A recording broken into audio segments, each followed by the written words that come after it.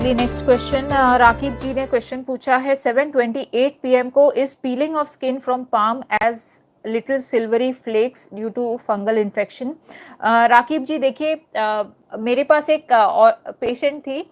Basically जो patient मेरे पास आई थी वो 32 ईयर ओल्ड थी और वो लेडी थी और वो बेसिकली एक मेड का काम करती थी, मतलब घर पे दूसरों के घर पर जाकर वो बर्तन मांजने का काम करती थी।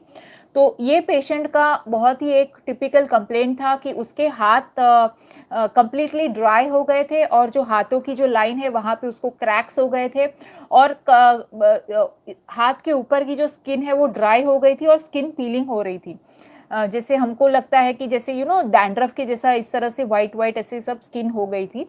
तो उसमें मैंने थोड़ा सा इन्वेस्टिगेशन किया, क्योंकि कभी भी इस तरह का कोई एक्सट्रीम केस आता है स्किन का तो मैं हमेशा बैक ऑफ द माइंड ये सोचती हूँ कि इनको शायद ये पेशेंट प्री डायबिटिक है या कुछ उसको शुगर का कोई प्रॉब्लम हो सकता है। तो शुगर वगैरह सब कुछ नॉर्मल था। तो मैंने इस पेशेंट में एक शॉर्ट ड्यूरेशन ऑफ कॉर्टिकोस्टेरॉइड्स का किया।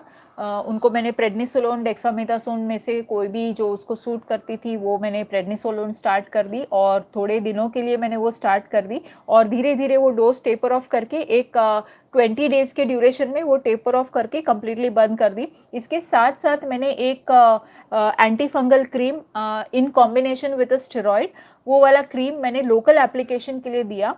तो वो पेशेंट को बहुत ही अच्छा फ़ायदा हुआ। एट द सेम टाइम मैंने वो पेशेंट को ये भी कहा कि आप वो क्रीम सिर्फ रात को सोते समय ही लगाइए, दिन भर में आप मत लगाइए और एज मच एज पॉसिबल जो भी हार्श केमिकल्स या जो भी हार्श ट्रिगर्स है स्किन को जो डैमेज करते हैं, तो ये जो ये घर पर दूसरों के घर पर जाकर बर्तन वगैरह मांजती थी।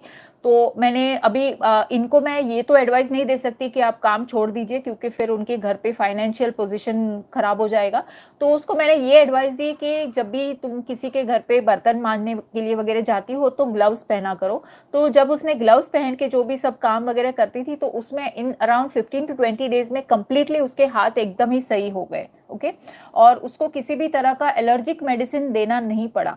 आपने जो केस बताया है इसके बारे में थोड़ी सी और जानकारी मुझे चाहिए कि क्या उसको सिर्फ पीलिंग हो रही है या नहीं। तो यस, वो फंगल इन्फेक्शन हो सकता है, लेकिन सिर्फ वहीं पे नहीं होता, कहीं और भी स्किन पे उसको फंगल इन्फेक्शन होना चाहिए, then it is called as a fungal infection. तो मैंने आपको मेरे क्लिनिकल एक्सपीरियंस की एक केस हिस्ट्री आपको बताई, उसके ऊपर से आप खुद अंदाजा लगा लीजिए कि वो क्या हो सकता है। ओके।